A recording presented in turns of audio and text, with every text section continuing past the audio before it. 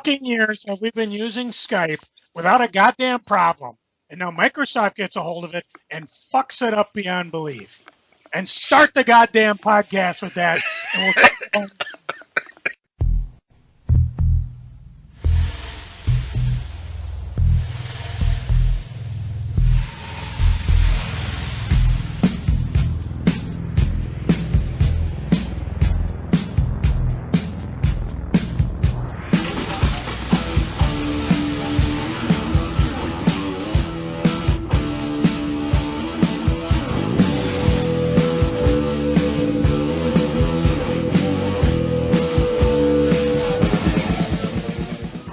Hello and welcome once again. Oh, sorry, I felt cheated because last week we finished recording this podcast and then the whole shithole controversy hit. We could have had a whole podcast on that. So I figured we'll just start out, get it out of the way, and we can continue. So go ahead. All right. The That's the second time you've burst in with something. All right. It's all yours. Take it. Hello and welcome once again to Crazy. $130,000 he paid hush money. I mean, and they were bitching about what's his name when he paid $20,000 for a hooker. Oh, I hope she was worth it. Hello and welcome once again to Crazy Comics and Stories. It's me, your charming and exasperated old Uncle Rat Bastard. Hot snot. I got him there already. This is going to be a good podcast. And at the other end of the series of tubes and wires we call the internet. Early. At the other end of the series of tubes and wires we call the internets is Joe Crazy Ryder. How you doing today, Joe? Oh, I'm wound up for bear. Yeah, I can tell. And we'll talk more about it at Geeking. Although we did cover it pretty up good in the opening, so. But by the way, Joe, did we have a special gift?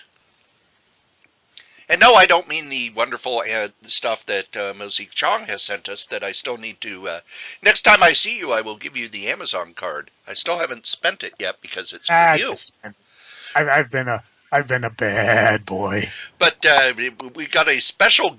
We have a gift, Joe. I thought we were a national treasure. We are. We are a national treasure, and we have a special gift. Joe, what did we discuss last week?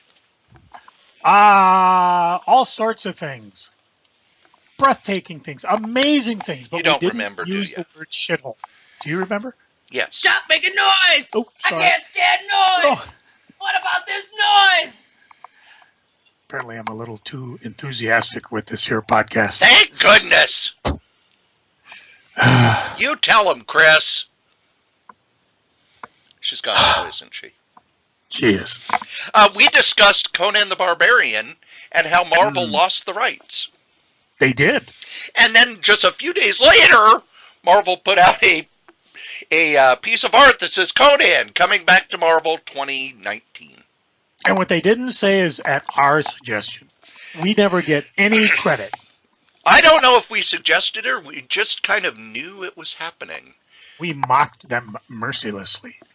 Because there was a sports ball game this weekend, Joe. Skol! Skol! And I don't normally watch football, but I was at the group home a lot this weekend. And when I got home, I finished processing the podcast. I got it up on time. I started the video making, and I sat down and it's like, oh, The Simpsons are on in about 5 minutes. I'll just turn on and see what's going on with the football game and then watch The Simpsons. And there was like 2.5 minutes left in the football game with the Vikings. And they were down by 1 point. Yep.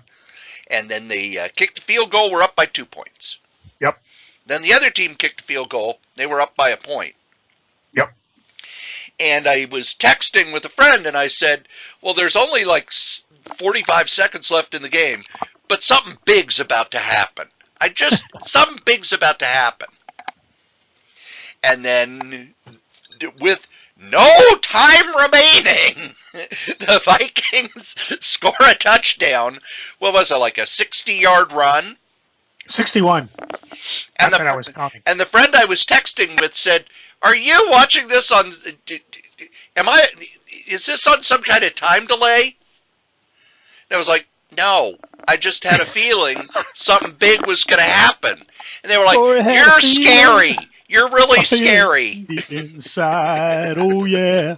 I watched X-Files. They're going to kill you, you know. They're going to come right at you. Probably, but man, it was a. I don't watch football not because I don't like it, but because who has time? Game's 3.5 hours. I used to like that guy on ESPN. You know, he could go all the way, and in about a half hour, he'd summarize the whole season, or at least the game that week. Man, that was a fun game. It's only fun when you win. I disagree. It's only fun when it's close. Because I was never one of those people who, this is my team. I was never that heavily invested. I would actually listen to the sports radio like the day before, and they go, well, you know, the best game of the weekend is going to be this. And I'd watch it whoever was playing because I wanted to learn about football. But either way, that game came right down to the wire. And that's right kind of what you want. Proof positive that Cory Strode was a communist in the 80s if he didn't understand football. That's how the FBI used to root out communists, because if the TV didn't get turned on to an NFL game on Sunday, they knew they were dealing with a commie. Or somebody who had a job. A likely excuse. Well, yeah, you know, I just had to work Sunday afternoons. You know how I found out the Vikings won? Everybody at the airport lost their tiny little minds. Oh, remember, I'm in the basement. We didn't hear anything about it, and strangely enough, everybody that was down there, nobody was watching the game. Mostly because where we are, you can't get a signal. We couldn't even get the one guy had an NFL pass or something, couldn't get the computer to work, and so I'm busy doing the numbers. It's about 8:30, and I flip over to KSTP.com, one of the local stations, and I see Vikings won. I went, look, we won! And then I finished the work I needed to do, and I went to NFL.com. They didn't have it. I went local station. They didn't have it. Finally went to ESPN.com, and they had the whole 3-minute sequence, you know, where the play starts, he throws it, and then people are going crazy. And so that was fun. And by that time, there was nobody in the room because we had finished working for the day, and I'm going, yeah! Look around. Oh, nobody's here. Yeah! Another thing that's really interesting, I did not realize this till over the weekend, Joe. What is that? Well, you know how I'm going away for a weekend at the beginning of February. Are you bringing your interwebs with you? No. Good, because I was going to suggest not to. I'm going to be bringing a bag of graphic novels and my Kindle. But I have a room with a fireplace and a view of Lake Superior. I did not realize. Are you at Superior Shores, or did you go somewhere else? It's this. Yeah, I think it's Superior Shores. Oh, something. Yeah, we go there a lot. Just a little bit north of Two Harbors, but yes, a little south of Betty's Pies. So Cory will get his daily recommended intake of pie. Damn right. But I did not realize till this weekend that I will be away from the Twin Cities during Super Bowl weekend. Very smart. I think my subconscious was like, yeah, you need to get out of town. This is getting scary. I tell you, if Cory says, I feel it, I think I feel Deathmate 2 coming on, I will pummel him with his Omnibuy. I don't feel Deathmate 2 coming on, but I will say that oh, jeez, I thought I could hold it. The Black Panther movie has sold more pre-sale tickets than any movie in history. And somebody get this guy a shield. Yep. So there you go, kids. Black Panther, you probably won't get to see it opening weekend if you don't have your tickets yet. Nope. I always recommend a Tuesday afterwards for $5. Which is weird because it's opening on in February, and movies that open in February usually don't do very well. January and February are pretty slow months for movies. Yeah. I know when I worked at the movie theater, after the big rush of Christmas, it was always like, oh, thank God, it's going to be quiet. Comic shops are quiet, too. Yeah. I did what you said. I went out and bought some graphic novels. Oh. And were the people at the shop happy to see you? Well, the one was kind of, he's like, the MCBA guys, you remember them? They're the ones throwing on the MSP Comic Con 2018 on May 19th and May 20th, 2018 at the fairgrounds. I believe, advance tickets are not on sale yet, April 1st. However, if you are a creator, they are taking applications now. So get over to mcbacomiccons.com and apply if you're going to go, because we'd love to see you. And anyways, they were just mentioning that, all the guys are saying, nobody's seen Joe lately. Well, that's because Joe either sneaks in late Friday or, in what I've been doing lately, is going in on Monday when there's nobody there. And Fridays are usually fun because it's like right after work. I can get there, but I only have like about an hour and a half to look at stuff. And I mean, really look at stuff, dig through back issues, look at, the source leaves their books, for months on end. So if I hear about a book like, was it Superman 7 that our local guy, Pat Gleason, I think he's writing or something. Somebody said it was a really good kind of relaxing book. Yeah. You know how they always have that 6 issues frenzy and then there's always like a 1 issue reset. And I went and looked for it, and I was able to find a copy of it. So cool.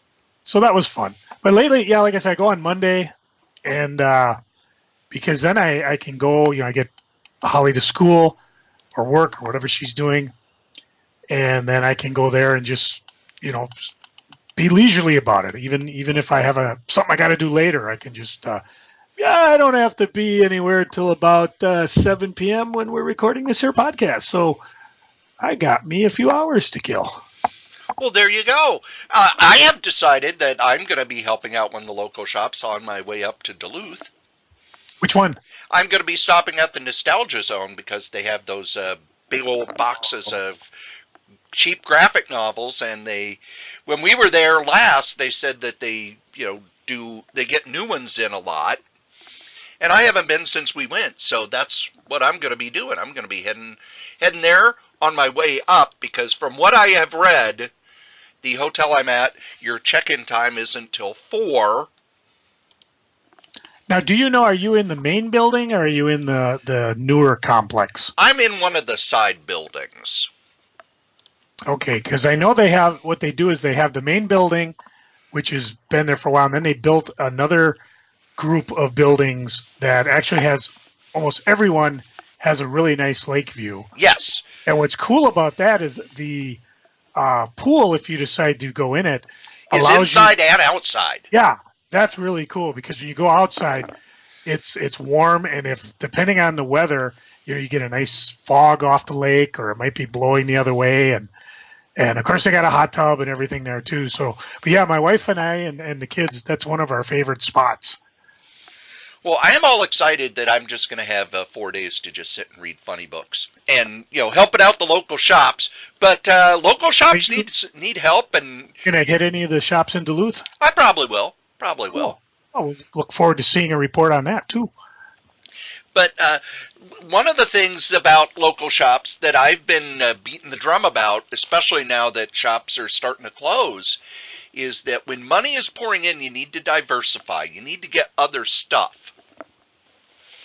And I thought, because we have an expert on other stuff, I'd like to... You! Me? You had other stuff at your shop. I'd like to talk about what makes a good mix for a comic shop, and really kind of how you bring that stuff into the store.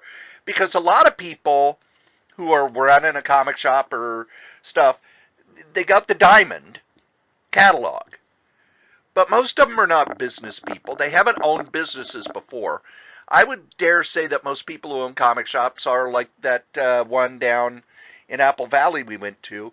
Here's some guys, they own they got a bunch of comics, they like comic shops, they think they can run a shop, so they start a shop with their stuff and the stuff they like. But there's all sorts of things you could bring into a shop, and I want to talk nuts and bolts. Joe, you had a soda machine at the small shop, and then you had soda coolers at the new shop. How does a comic shop get their hands on such things? Well, we lucked out in a couple ways because first off, I got a vending machine, and I'm pretty sure you could go on now Craigslist or look around. When Comic Archives closed, I bought their vending machine, and for the life of me, I have no idea how the hell I got it up to from Apple Valley to St. Paul. Those of you like Google, go see. It is not a small trip, and that allowed me to sell cans, and I think we sold cans for about 50 cents. Now, here's a question I have. Anybody can buy, you can just buy a vending machine. Probably. You could even go to places like Sam's Club or Costco. Sometimes they have a vending machine you can buy. There's usually restaurant supply stores. Yeah, that's what I'm thinking. That's where I go to buy like pots and pans and stuff like that. They'll let anybody in. That's interesting because when we were looking to expand our sodas, we had I think by then we had the pop machine, and I had ended up buying what I thought was a cooler for pop, but what it actually was a specialized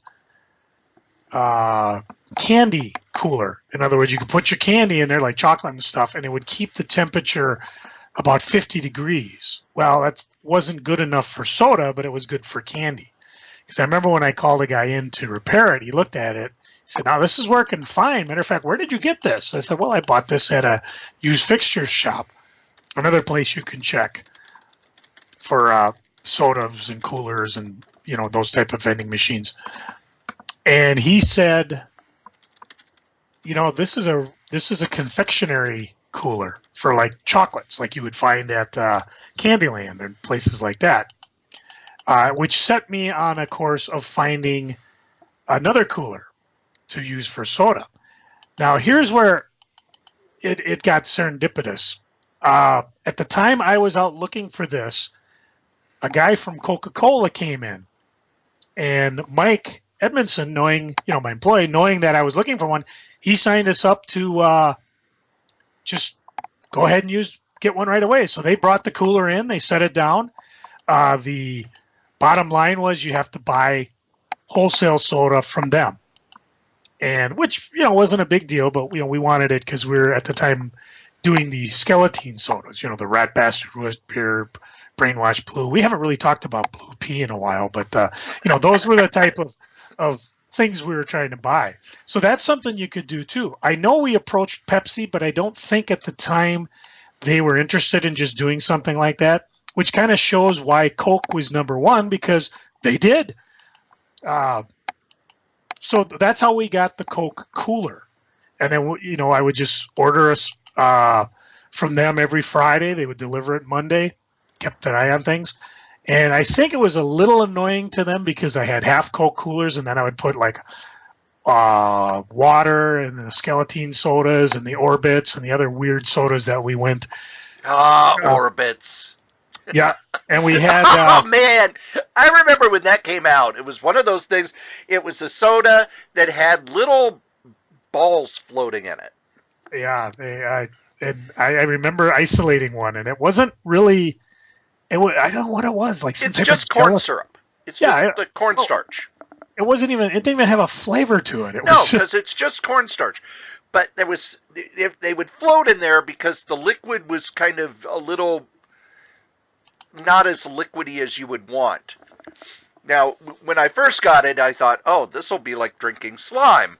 But really, it was like drinking nothing. No, it wasn't. The stuff didn't have much of a taste.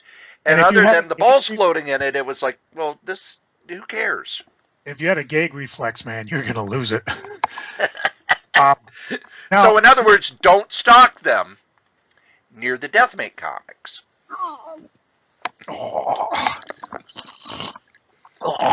Okay, I'm good.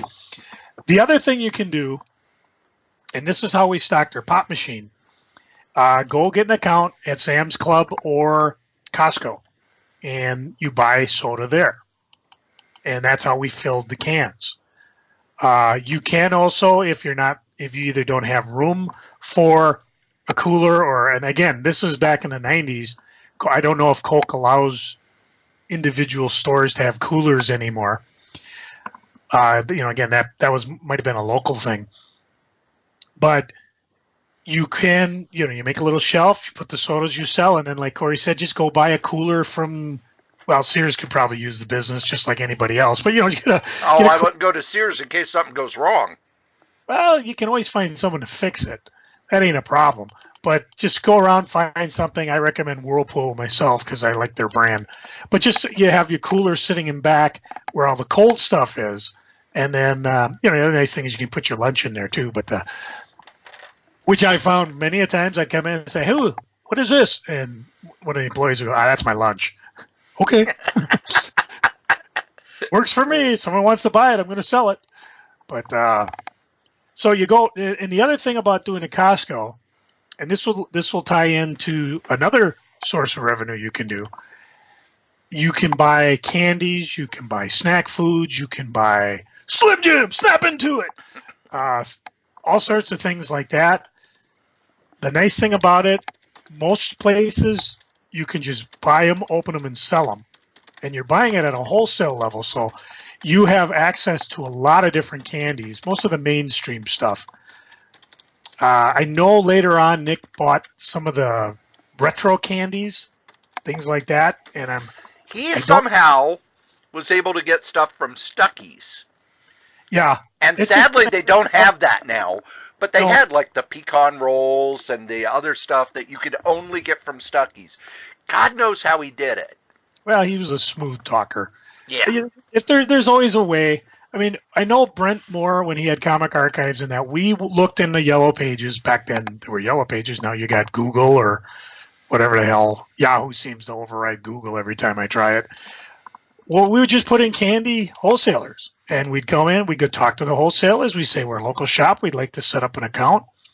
That's how, if you remember, we got in those goofy little, they weren't styrofoam, but they were like little ice cream cone type confectionery things and some of the different chips. And that's how we got in Jolt Cola, because we bought it from these guys. And, we were a little different because they let us look through the warehouse and pick what we want. Normally, you just go in the catalog and say, hey, here's what I want.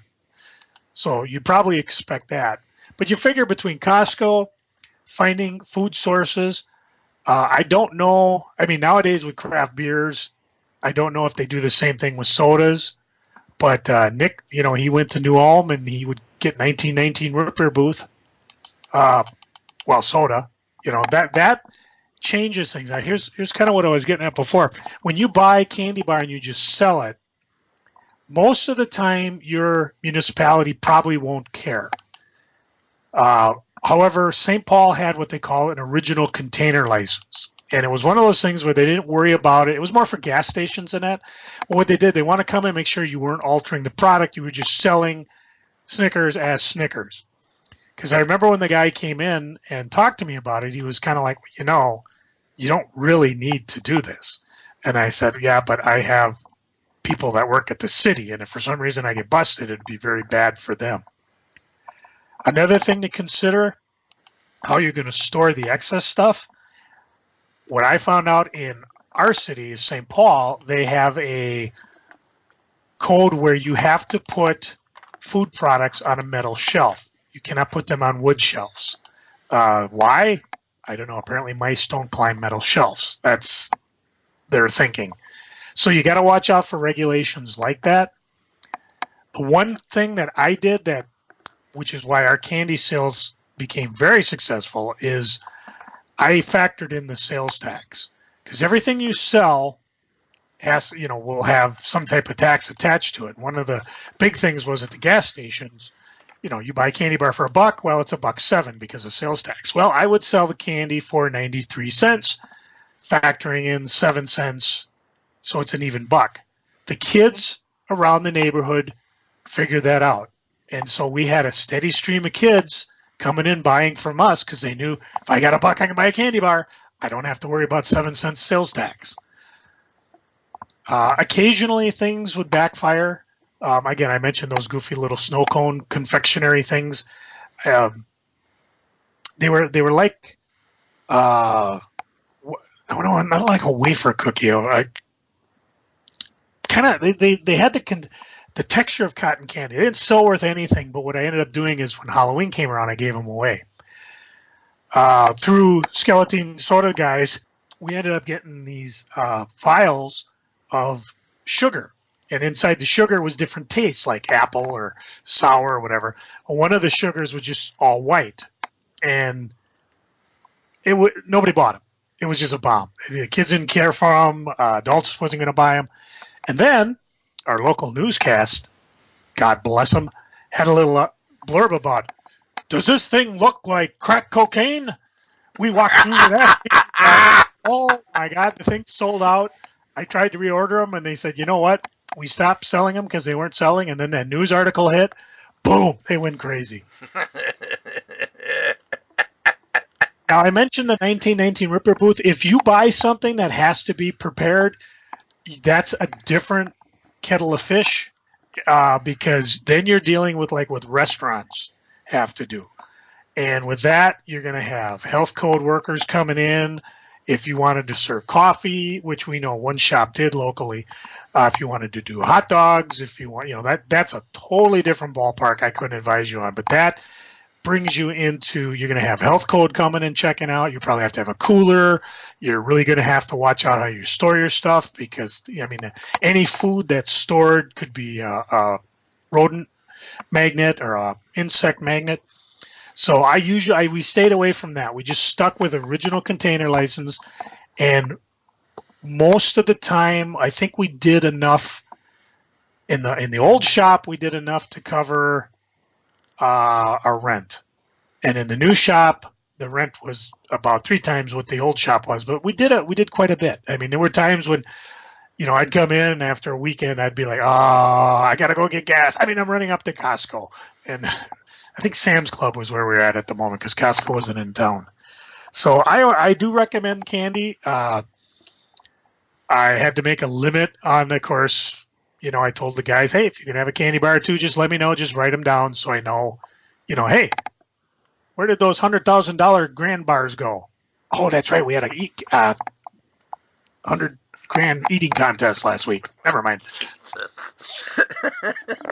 Joe, you have diabetes, don't you? I did develop diabetes while I had the shot. Of course, on the other hand, I also weighed 230 pounds. Not like now where I'm a svelte 180.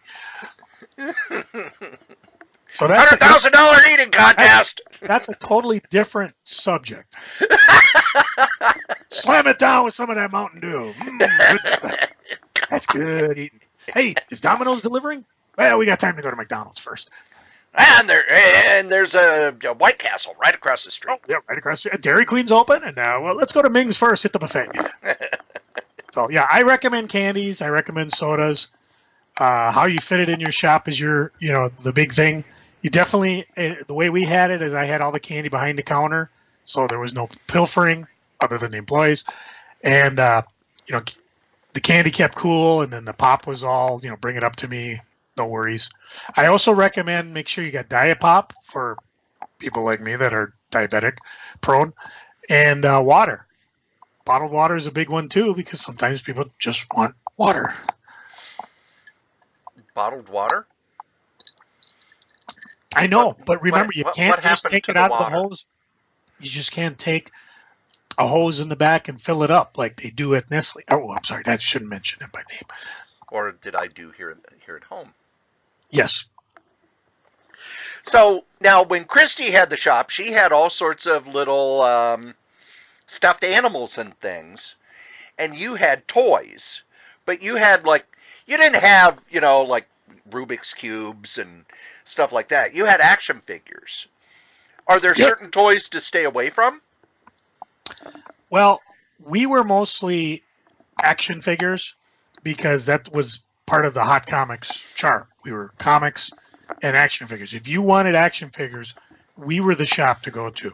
And even as the stores developed and, Brian and Dan went across town and set up their store, they became known more for vintage toys. You're looking for your G.I. Joe toys, your old Transformers. They had them. I did really good business with new toys. I mean, you remember you'd come in and there'd be like 18 cases of Spawn toys. And I had another 10 coming. Well, basically, 20 of those were already pre-sold.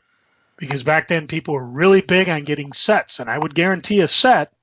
And the big thing, of course, everybody knew was like the Malbolgia toy, if you remember the heavyweight toy that thing was. I mean, Todd's on record as saying he lost money on that, but he just wanted to make a toy the way he did. The female figures were always short-packed because of the myth, kids won't play with toy figures, girl figures, So I had that going for me. Same thing when the Star Wars came out. People wanted a whole run. The Marvel figures with Toy Biz were big. I look now at the Diamond catalog, and I don't know if I'd have bought the Pop figures when they first come out, but right now I probably would because they're very popular. We had, I think they were called Kubricks. They were almost like little Lego figures, and we had a whole run of those. And I don't know if they still make those now, but those were really popular. But you just got to decide, first of all, is the markup worth it? The big thing with the Star Wars figures is you're going to buy them probably at the same price Target sells them at. And Walmart. We don't just want to pick on Target. So is it worthwhile doing it? The advantage you have is you'll be able to know, okay, this figure is short-packed, therefore it goes up in price. This is more of a rare figure. I don't know if people are hip on the variants. I mean, when the Star Wars toy line started, they did it on purpose. But anytime there was a variant, holy moly, people would go crazy. Oh my gosh, Boba Fett has a full circle on his hand. Well, this one has a half moon on his hand, whereas this one doesn't have it at all. And even McFarlane was prone to that. Hey, check it out. Angela doesn't have any panties on. Whoa! God, I remember that. It was like, yeah, that's a collectible world that I'm staying out of. But I don't know if variants are as big as they are now. But I look at all the different scales and all the different sizes. The one toy I would definitely recommend is DC Direct and the Marvel. What does Marvel call their line? It's not Legends, but those huge packages that are only available pretty much through Diamond and previews. I mean, it's not saying they might not show up at Toys R Us, but Toys R Us has their own problems. Walmart, Target ain't going to buy them. Toys R Us ain't going to buy them.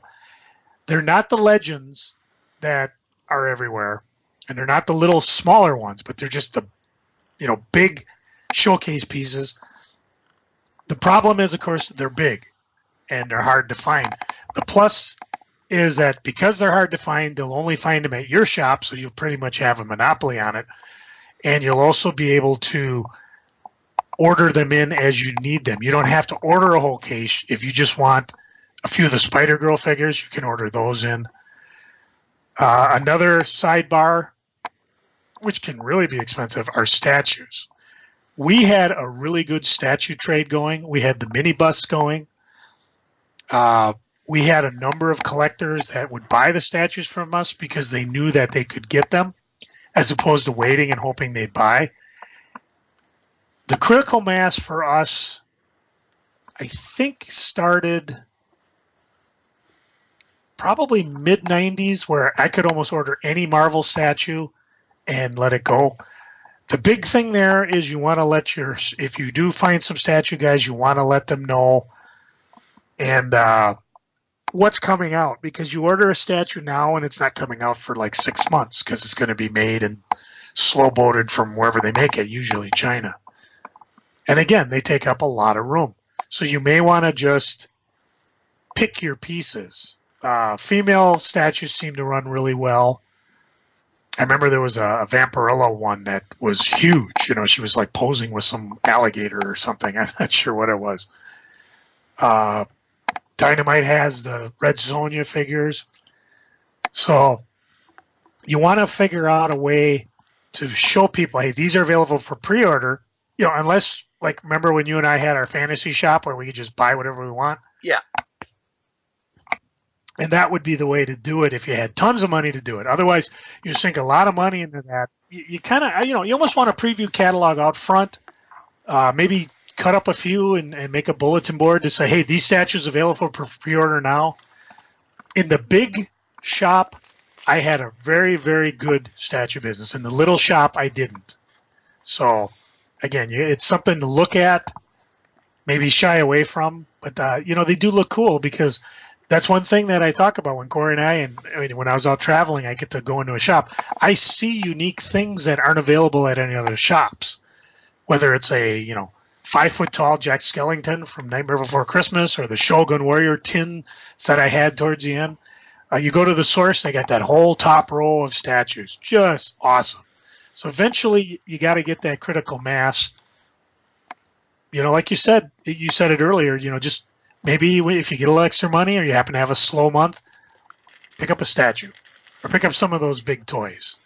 I definitely would pick up the Preview Pop figures. Their Previews has a number of exclusive ones because that seems to be really big in the pop world. Every time I go through like Barnes & Noble, or there was that place that pops up in the mall that just sells toys and then they'll disappear in February, they have exclusive toys. Everywhere I go, Walgreens has an exclusive toy. So you might as well, if you know it's exclusive, you might as well pick it up and just put it there. And eventually, you'll get that critical mass. Vintage toys, unless you know them, I'd probably stay away from them because it's a very specialized place. There's only one shop I've seen in the state that has them. It's at Toyrific that was up in Duluth. And everywhere else, it's almost become the realm of eBay, But hey, if you got a ROM, the original ROM Space Knight, go for it. If you get yourself out to one of the Comic-Cons, load yourself up on a few exclusive figures and comics. Bring them back because those are things that'll set you apart from other shops. That I would love to get that little ROM figure from last year's San Diego Comic-Con. It's only $60 on the eBays. Well, that's not terrible. Not too bad. One of the things that I thought would sell better in comic shops are paperback books. And one of the reasons I thought that, I won't say the first comic shop I went to. The first comic shop I went to was comics, baseball cards, and video rental. But the one in Macomb, Illinois that I went to, which is no longer with us, Journey Comics and Books, they had comics and science fiction books, which I always thought is a great mix. But you brought in paperbacks and they didn't sell. Other places have brought in paperbacks and they don't sell. Even the Source, they used to have a lot of books, but I don't see a lot of books. They have gaming-related books, but comic-related, paperbacks and novelizations and hardcovers, they just don't seem to sell, and I don't know why that is. Well, actually, I was going to say those are the ones that did sell, but they didn't sell the way a comic would sell. Because a lot of times there seems to be a resistance for a comic guy to say, maybe I'll drop $7 and pick up this Wolverine paperback and things like that. And, I don't know why that is. I don't know if it's just because they're more prone for the graphic novels or just, paperback book business is just tough. Nowadays, I would say shy away from it because you'll buy it and you'll sell it at $7.99, but it'll probably be for $4.99 on eBay or Amazon. So you really got to be careful with the book business. Even, when you got places like, Borders has gone under, Barnes & Noble's hurting. And the regular paperback book, what they call the mass market paperback, those don't do real well either. There are a lot of reasons why. I think the main reason is because, we can either sell this book for $7.99 or we can put it as a trade paperback size and sell it for $20. Guess which one we're going to do? If you notice, even the paperbacks now, a lot of paperbacks have gone to a bigger size. Yes. And they're $12 to $15. Yeah. You still see the small $7.99 ones, but even those are pumping to $9.99. Yep. But even on Star Trek, the Star Trek novels announced that they're taking a break for most of 2018. I think there's 2 Discovery paperbacks that are coming out, and the rest are all just kind of on hold. And I don't know if it's because of sales, because of licensing, or what. But I also know that they were published by Pocket Books, and the ones that I picked up for Discovery were through Titan Books. books. That's interesting. There was something we were playing with before I sold the shop, the first one, and we didn't even approach it on the second one. But you can order things from book distributors. They're usually very willing to open an account with you. And the beauty of it and the curse of it is that you can buy it, stock it, and then return it for the credit if it doesn't sell. And I never got around to doing it. I had the catalogs. We were looking at it. What we found was interesting is Dark Horse actually advertised their books through book distribution channels. I don't recall. You fill out a form whether you're credit worthy, but most of the time you are. And we'd been in business for a while, so it wasn't even a problem. It was just a question of I spent so much time dealing with previews catalogs and Advanced Comics when it was around and things like that. Do I have time to adequately monitor this? I mean, how many times, Cory, in the one returnable account we did have with Krause, did I say, hey, would you rip the covers off these things and let's send them back? And there were usually 3 months worth of titles there. And it would take about an hour or so. Oh, yeah. And Comic Buyer's Guide, Toy Collector. I think there was a third one I got in. And they had changed their model because when the time I came and I had Crazy Comics, they didn't do that. You just bought it non-returnable. And for that, I'll just buy it through Diamond, because then I get myself a copy, anybody else who ordered it, and maybe one for the shelf. Whereas the other time, I could just order 10 of everything, leave it. And I usually sold anywhere between 0 to 7. And sometimes there were months where it was like, you're not selling any of these. But the big thing is you pay for it when you get it, and then you get credit towards a future order. And we did buy some books through Krause's book division. And most of those I kept because I would just order one. And we had in the back row, we had the one section that was all collectibles. So I would get one on like comic art or one on records or anything, baseball cards, comic books. I think Peter David had a book out at that time based on his columns. So I didn't order a ton of them, but I would order one and I would stock it. And, they never sold, but I never returned them. I mean, 1 or 2 times they would sell. But they certainly weren't as quick as, like, say, Sandman or Preacher or Star Wars or any of the graphic novels we sell, where I'd have to really keep an eye on them. For a while there, it was like I'd have 2-3 copies of Watchmen because I'd come in, it didn't sell, and all of a sudden, bam, it's gone. And our problem is that if anybody came in and I didn't have the book, they could just go up to the source. They could go up to Schindler's, which was still around. So you always had to make sure that I had the book. Diamond was really good. If I ordered it Thursday, it would show up usually Monday or Tuesday, and I could have it on the shelf before new comic orders would show up. So I don't know how the star system is now, if they even call it that, but it does seem to work out pretty good. I'm looking at Krause's publications, and it looks like they don't even do magazines anymore. I think they shut them down. Most magazines suck, and that brings up a point too, which is something. Yeah, they are done. Let's see. And they're selling off Comic Buyer's Guide on DVD, 2004 to 2006.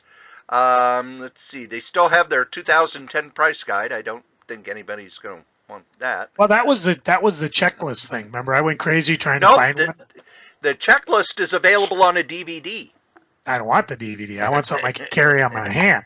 Because that's the last volume I have for my back issues. I actually, and it's up there right behind me. Let me take a look. I have 2. I've got the 2010, which I'm using, and then the 2007, and the 1999 one, which I got to move all that information forward. And of course, with the purge I did last FallCon, I have to go in and kind of update things because I got rid of collections of stuff that I don't really care about. But I was going to mention about magazines. Stay away. If you can get them, order them through Diamond because they're the ones that your people might be interested in. Watch them because I don't know if everybody's going to care about back issue or Alter Ego or Star Trek or Walking Dead or whatever it is. I carried them, Usually they were magazines that I ordered for myself. I'd put them on the shelf, and after a month, if they sat there, I'd take it home. Comic Review was out. As far as ordering from a magazine distributor, I mean, we've talked about it in the past. I swear, magazine distribution must have been just a haven for organized crime or something, because there was just nothing good about it. Even when Nick got them in at the shop, yeah, you could walk in at the source and there would be Newsweek, there would be Women's Day, but he wanted it to get the magazines that his people would be interested in, as well as comic books. And he had a good relationship with his distributor because he could call and say, hey, you know what? Spider-Man 9 sold out. Can I have all your copies? And go, yeah, go ahead.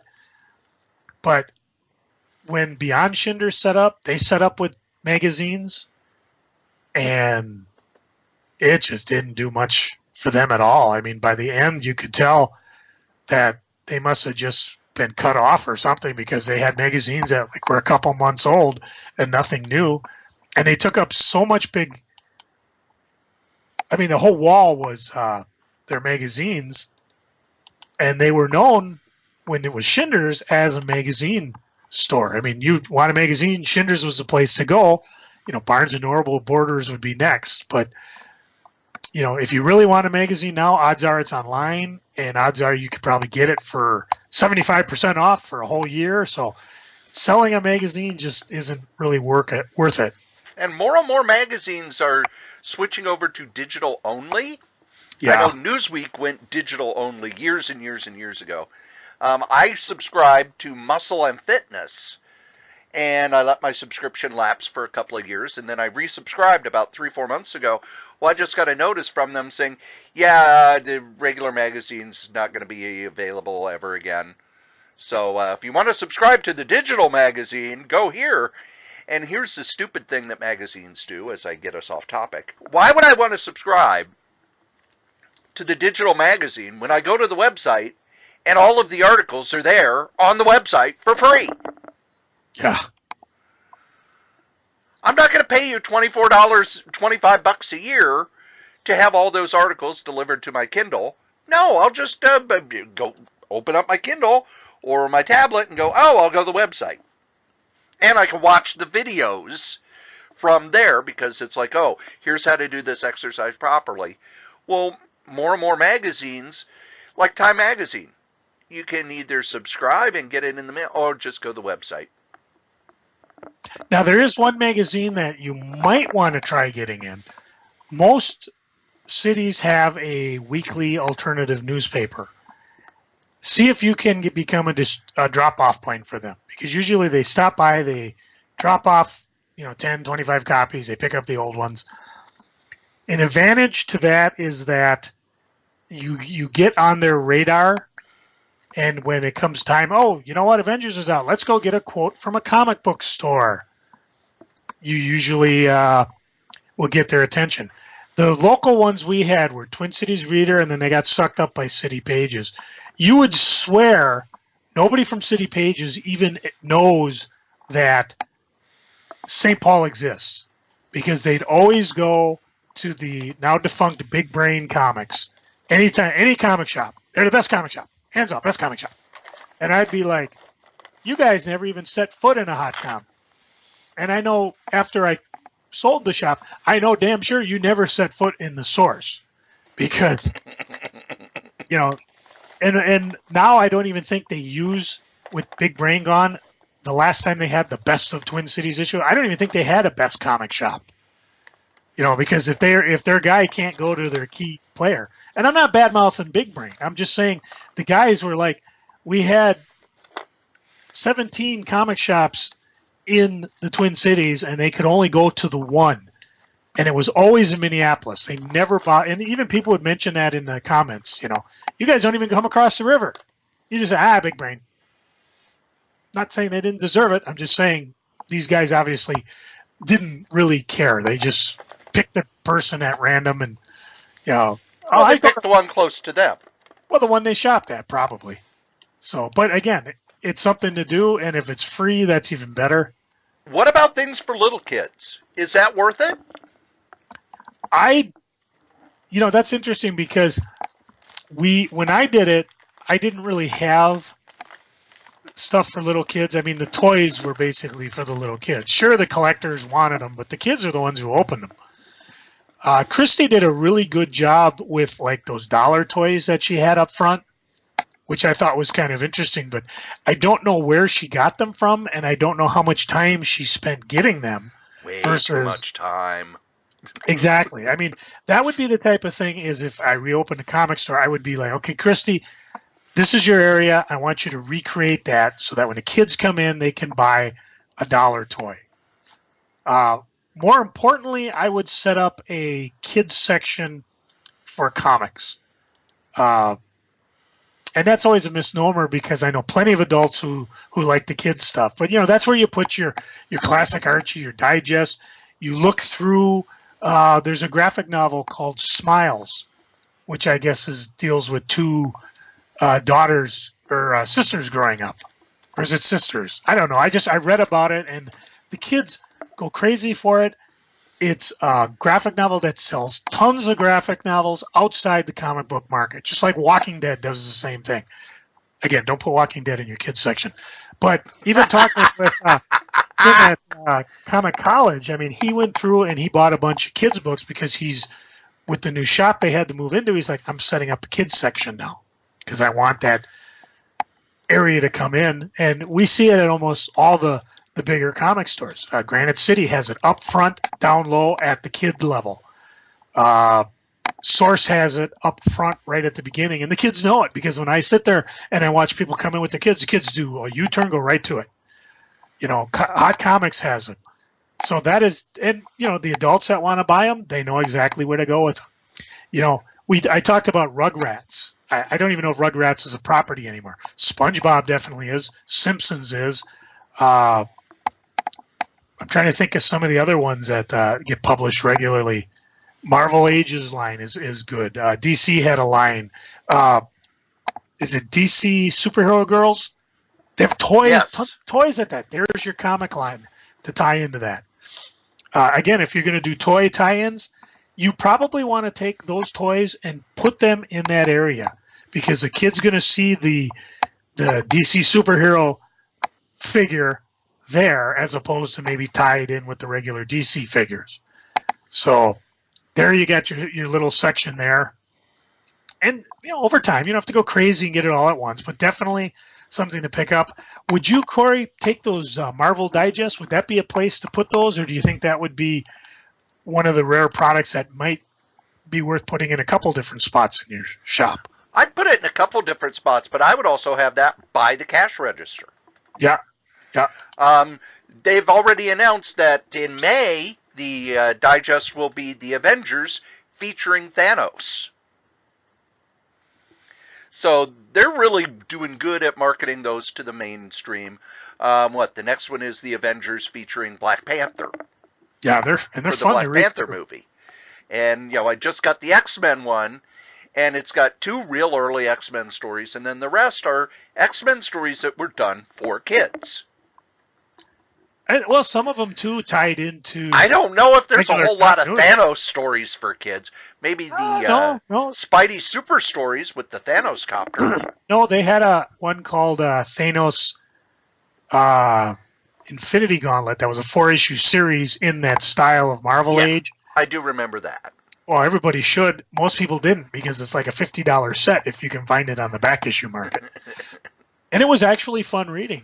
And, of course, I don't know if you want to throw up a spoiler warning, but what was great about it is the only one who remembered what happened was Spider-Man because he had the gauntlet and he changed everything back. Don't you remember Thanos? He was attacking, you died, and everybody died. And they're all mocking Spider-Man. I think he's been out in the sun too long or something, but it's been a while since I read this. But, and another place, too, you can check out if you're looking for a source of things, check out the dollar stores. I found tons of kids stuff. When I had Hot Comics, there were literally no comic books, no coloring books for kids. Anytime I found them, they were usually discounted at a dollar bin store, and I'd pick them all up, 50 cents a piece. I'd bring them to the shop, sell them for $1. So You got to be creative. I don't know if you can look on eBay. They have a wholesale site, or Amazon, or maybe Craigslist. I found somebody selling the Spider-Man sticker books for $0.25 a piece that were all retailed for $1, originally sold for $4. That would be the type of things I would find and put in your kids section. And you might be able to, maybe that's where Christy found a lot of this stuff. I don't know. But yeah, that's definitely a market. The kids, they'll see two things. They'll see the candy, and they'll see the kids section set up for them. One thing I'd like to point out with the coloring books that you mentioned, Marvel, DC, Image, all of these people are putting out coloring books now. My mother, when I went down to visit in October, she doesn't just have coloring books. She's got like this nice little case that has, here's a section for crayons, and here's a section for markers, and here's a section for color pencils. Boom, boom, boom. It's this really nice, complex thing. And I think one of the things that comic shops need to do is kind of keep their eye on that, because when those trends hit, if you get in on them early, people will know your shop is a destination. If you jump on them late, you're wasting money. The best example's Pogs. You jumped on Pogs early. Pogs. And made money with them, but by the time you had, by the time that market was maturing, anybody who jumped in, the kids were already, they're not going to go to Super America for their Pogs. They already know about you. So you would know when that craze is starting to crash. But also Super America, well, we bought these Pogs because tons of people have Pogs. It's like when I went to Super America 6 months ago, they had an entire rack full of, discounted coloring books for adults. Now when you go there, it's back to what it normally is. Tattoo magazines and gun magazines. But, that wave is crashing, so the people who got in early are still going to do good at it, but the people who came in late, they're having to discount their stuff just to get it out the door. Which can always be a boon for you if you have a decent market in adult coloring books. Because if people are coming to you for it, and suddenly you see a place that's blowing them out super cheap, that might be the place to, pick up some stuff. So, always keep your markets open, and as wander through the discount racks. You never know what you're going to find, and that includes places like Barnes & Noble. Talking about getting on a trend earlier, I can think of a couple trends. Like we were first to get in on the Pokemon craze, even though we didn't, we couldn't get the cards right away, but we had tons of Pokemon products, and all of our stuff was imported. When Harry Potter was hitting, could not find any Harry Potter stuff. I actually had one of my dad's friends, came in, and he was, there's a guy who's like 65 years old. He's telling me you really should pick up on some of this Harry Potter stuff. I looked around. There was none to be had. So sometimes you got to get creative. Send your, type in wholesales. There's tons of places that sell stuff direct to you. Tough time going to get Hasbro's attention or, any of the other big guys. But, sometimes overseas distributors will be pretty good. If you need displays, there's like specialty store catalogs you can get. Actually, I think that's the name of the company. Every year, I would always get calendar offers. Same thing as books. You can bring in a bunch of calendars and then blow them out, as opposed to buying them through Diamond, and then if they don't sell, then you get stuck with them. I think of some of the other things that we had at the big shop. Shot glasses, regular glasses. For a while, I did Hot Wheel cars. I did Zippos. I didn't do the fluid because, again, that was a different licensing, and you had to be careful because you could sell Zippos to kid under 18. You cannot sell the fluid. And so kids would get all excited. Oh, you're selling Zippos. You got the fluids? Nope. That's what they're looking for. Another thing that I would recommend with the shop is, and I kind of alluded to it earlier, find something that is just uniquely you. The Diamond catalog is filled with them, previews of course, You got it both, the diamond stuff that's exclusively yours, which you should really look at. You got the general market stuff. You got the import stuff. And then you got more mass merchandise at the back. The mass merchandise stuff is kind of fun because you might find I don't know how to get the Doctor Who sticky notes, basically poster notes that just look like Daleks and TARDISes, Rocket Those would be Raccoon fun. Tiki Glass. There you go. I'm holding one in my hand right now, by the way. They're, pick up a couple unique, expensive things. When I did the look through previews, I would always, I want to find one thing that's going to be uniquely mine. It could be a signed hardcover book, one of those $100 to $200 to $400 books that nobody else is going to have. And of course, you'll have the advantage now where you might be able to blow it off on eBay. I like getting the big Shogun statues, or when they offered those huge Nightmare Before Christmas. They were kind of like stuffed toys. Yeah. I think Christy bought them all eventually. But people come in, they see them, and it's like, hey, those are pretty cool. Can you remember, Cory, what the number one thing at the big shop was that people remembered? The candy with bugs in it. That would be number 5. Number 1 were the pet symbols on the wall, because we basically Yes, that's went to right. an old pet store, and oh man, it drove the employees wild. They wanted to get rid of them. I was like, you don't have to get rid of them. You just cover them up. You put your big expensive toys up high. You put the comic books up high. But people always remembered those.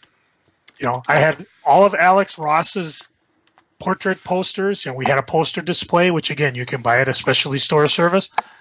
And we had them all across the front of the store, which looked really cool. And eventually we picked up some used movie marquees. I think I gave a couple to Nick. And the ones that didn't work, I had one that worked, and I'd put different posters in it. Sometimes a poster selling, but because it was facing the sun, I'd always try to put a poster in that I got from the store or from Marvel or DC pushing whatever their product was. And it looked kind of cool from the storefront. The one thing we didn't touch on, and maybe we'll end with it, T-shirts. I don't know if I would recommend anybody buying T-shirts for their shop now, because it's a mature market. Hot Topics, Route 21, Spencer's, all these hip places are selling T-shirts to whatever's popular and hot. And you probably won't be able to get in on it, even though Diamond pushes tons of T-shirts. I didn't do T-shirts in the little shop. In the big shop, I lucked out because Cap City took a bunch of their old shirts, put them together, and for like $50, you got 50 shirts or 25 shirts or whatever. So I was able to start the shirts off $8 to $10. And then every month I would buy one shirt, or usually a run of one. I would usually stick with extra large, double XL, which are always more expensive. If it was a really popular thing, sometimes I would go as small as kid sizes. But I waited until I finally had a circular rack that was full of these shirts. And I would sell them 2 times of the year, when I went to the Fall Comic-Con and at Christmas time. But if I tried to buy the T-shirts the way they're pushed in previews, you'd probably be broke. And I don't even think we've seen T-shirts in any of the comic shops that you and I have visited over the last couple of years, because they just won't sell in a comic store. Once I was able to get that going, they did sell. It would just perpetually keep going. But it would be so tough to get going. I think that rack I had, I bought it at a used fixture store, and it had maybe 200 shirts on it. And that's when they started selling, where people would pick through them and buy them. And then now the question even now is, what size do you buy? Do you want to buy kid sizes? Do you want to buy adult sizes? Part of me thinks, maybe your better bet would be wait till they're discounted at all these different stores and pick up a bunch cheap and go that route. And then you can add the expensive ones as you go. But it's a market that I don't think I would jump back into now because they're just all over the place. And even now, all these shops that have them, I have no idea if they're selling them or not. They might even be going under. I remember the one place, God, where was it? Somebody was working there and they said, how do these shirts sell? Oh, they don't really care about that. They just want me to push the perfume because the markup's better. I'm like, really? You've got Marilyn Mason t-shirts and you're selling perfume? That's a hell of a product mix. Well, you know who is selling stuff very well? Oh, I hope it's these guys, our sponsors. Why, yes, it is. It's these guys, our sponsors. That's right. Here at the Solitaire Rose Radio Network, we have ads, and our first sponsor is me. That's right. You're charming and delightful old Uncle Rat Bastard. I have my first book out with Dangerous Dan Moore. It's the first 100 strips of our online web strip, Worldwide News, the story of the lowest rated cable news network. And you can get yourself a copy with commentary, with all sorts of extras, with signatures and everything. Just email Dan over at lordshadowflame@gmail.com. Our top sponsor, who's been with us since day one, is DreamHost. DreamHost.com. You need yourself a website, and DreamHost.com is the #1 web host in the whole known universe. Just head over to DreamHost.com, put in the code CRAYZ, K-R-A-Y-Z, get $20 off your first year. How can you beat that? Our other sponsor is Graze, GRAZE.com. Healthy snacks for a healthy lifestyle. Just head over to Graze, put in the code CORYS 3R5P. Your first and fifth box are free. You could get them weekly. You could get them bi-weekly. You could get them monthly. You could just order a whole bunch of them. It's great stuff to keep you away from the vending machine at work. Now, if you would like to leave a comment for any of the podcasts that we do, we'd love those. Go ahead and email us at solitairerosenetwork@gmail.com, or you can call 952-856-0519. Operators are standing by. Okay, it's just a place that will record your calls, but we'll play them on the air. We'll answer your questions. We love getting feedback. Tell us what you think. Ask a question. Suggest a topic. Be a guest. Send us your stuff. solitairerosenetwork@gmail.com. If you would like to advertise on any of the Solitaire Rose radio shows, you can. Just email us at solitairerosenetwork@gmail.com. Subject advertising. Thanks. And after we finish with the sponsors, we talk about what's coming up on the Solitaire Rose Network. Joe, when are you free? On a Tuesday or Wednesday evening? I actually cost money. You would have to tell me ahead of time because most Tuesdays and Wednesdays I've got something going. But if it's important enough, and she's cute enough, I would forego what I do and be free. Well, then in about 2 weeks, actually, when I get back from the wilds of Two Harbor, we're going to be recording with some special guests on Monday, Tuesday. Let's have a special date with Liko Wu. Woo! Yep, Liko Wu, who's the female lead in Master of Kung Fu. We're going to get back on the Comics in Review. Last week, we had a new episode of Novelcast. This week, we've got a new episode of Bad Advice. And next week, we have a new Novelcast. And then on the 21st, Dan and I are recording a few more episodes of Bad Advice. So if you need some advice, go ahead and send us your questions. Don't expect it to be good because, Joe, why wouldn't the advice be any good? Are you going to take advice from a hand puppet? And somebody with a bachelor's degree in psychology. I didn't know Wolfie had a bachelor degree. Congratulations, Wolfie. I was talking to you as a hand puppet. I don't know about Wolfie. And all sorts of other goodies are coming on the Solitaire Rose Network. And after we're done pimping my stuff, we asked Joe, do you have any of the Coca-Cola bears that come out of the vending machines? Sold them.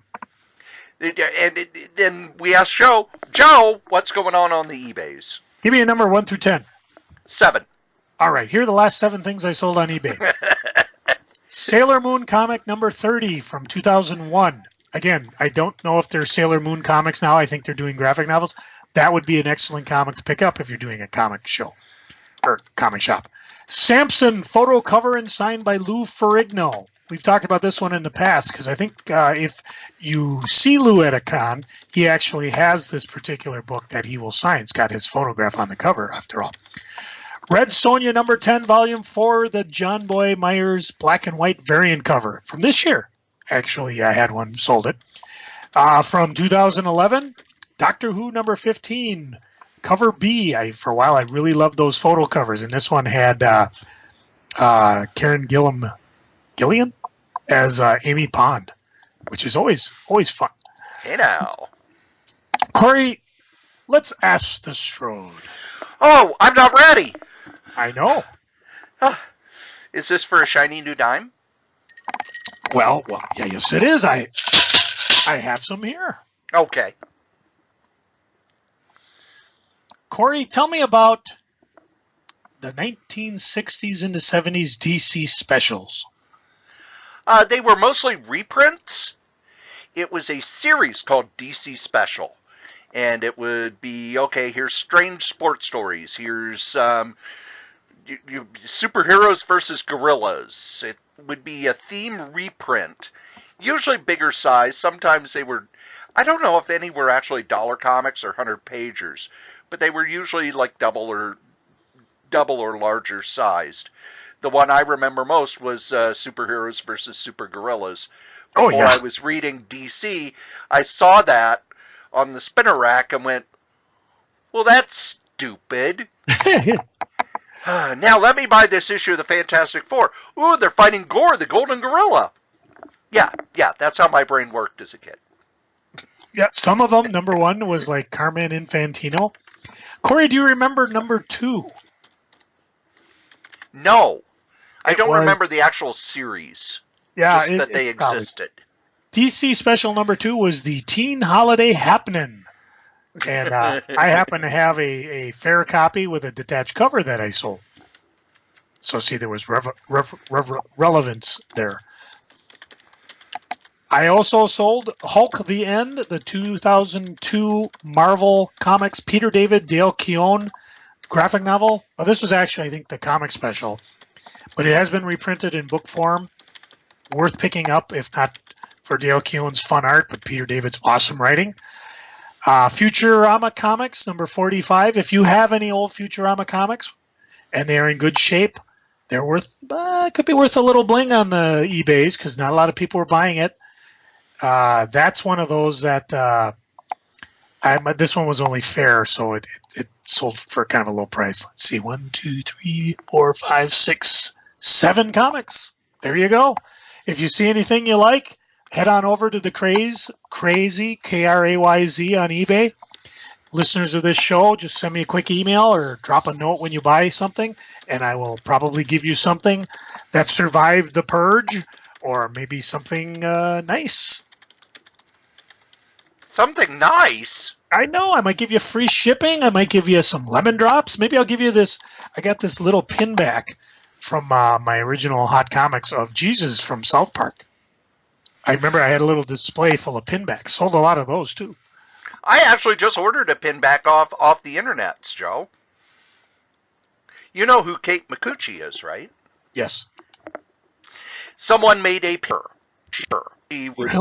that she mentioned on her Twitter account, and I went and I bought one. Because, she's just cute as hell. Cool. And people will go, well, what's that? And I'll go, well, it's Kate Micucci. And with the last name like Micucci, you know people will say dirty things. Ooh, I'm thinking it already. Well, now we get to my favorite part of the show. No, not where we look for nude photos of Kate Micucci, which exist. Let me really? Hang on, I'm going to Google some stuff. Yeah, she did a nude scene in a Netflix series with Orlando Bloom, no less. No, it's my favorite part of the show, Freaking and Geeking. Joe, what are you freaking on? I almost died! You almost died? Yeah, let's see if I can get this going. This was the snowy day up here in Minnesota. 3-car formation coming at me. It's a 4-lane road, 2 coming towards you, 2 the other way. I'm in the left-hand lane. 3-car formation coming at me. 1 car ahead, 2 side by side. Well, the guy in the right lane coming towards me decides to change lane. Unfortunately, the laws of physics say you cannot change lanes when there's a car in the lane next to you.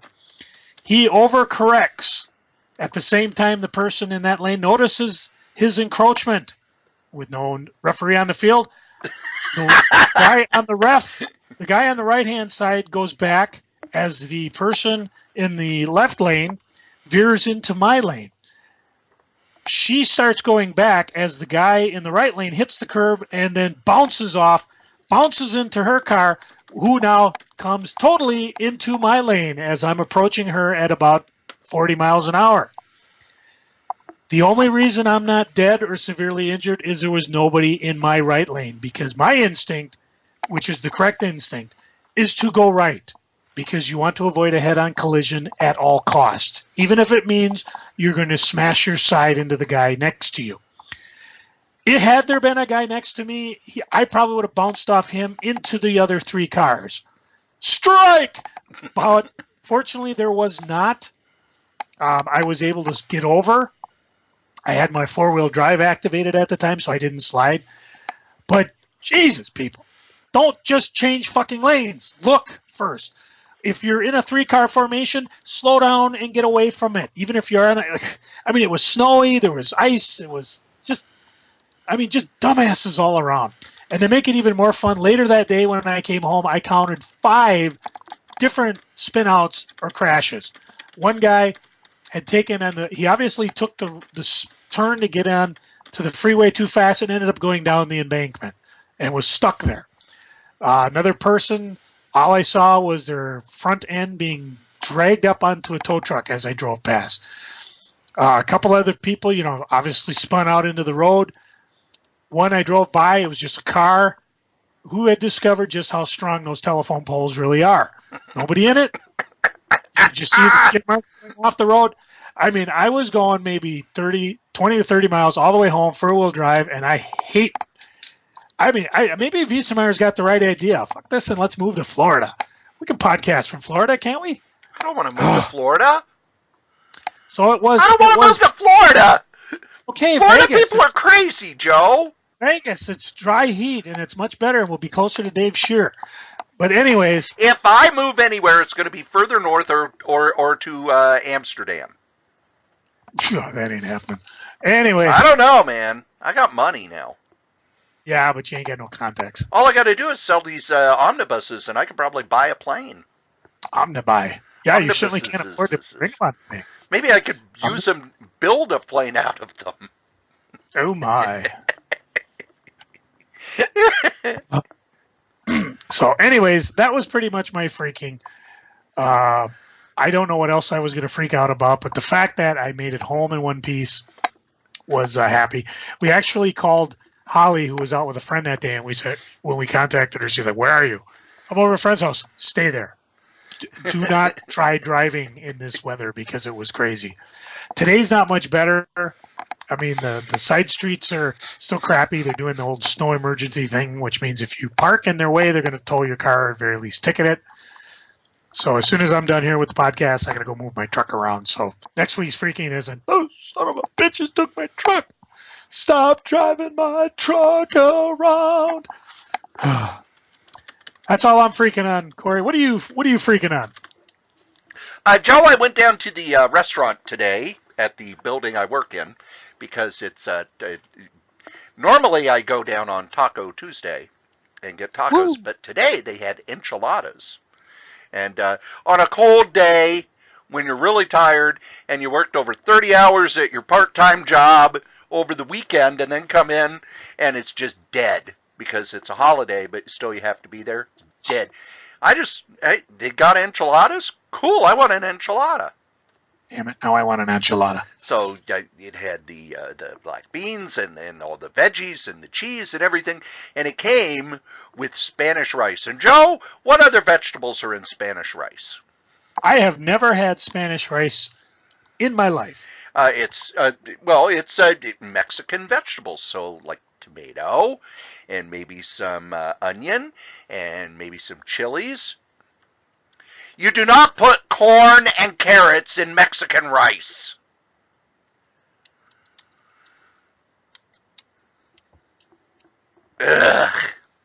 I took one bite, and it's like, this is corn and carrots, and no, that's not what you put in your kind of spicy rice with tomato. No, it's just wrong.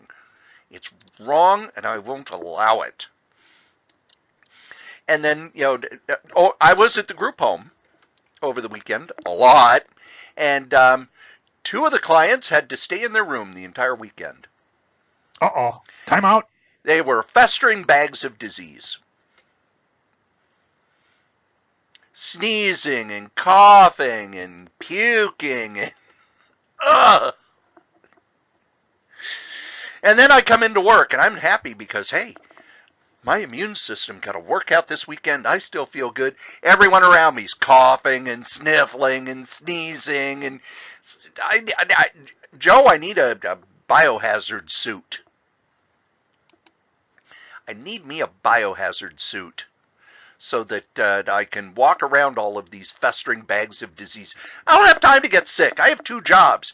I don't get a day off until February 2nd, and I know what's going to happen. February 1st, I'm going to start going, I don't feel so good. February 2nd, I'm going to wake up and go, oh, God, I'm so sick. I'm going anyway. Joe, what are you geeking on? By the way, one of the listeners, Nicole Cruchero from Amsterdam, has sent in her, I asked her for a freaking and geeking. She just gave a geeking.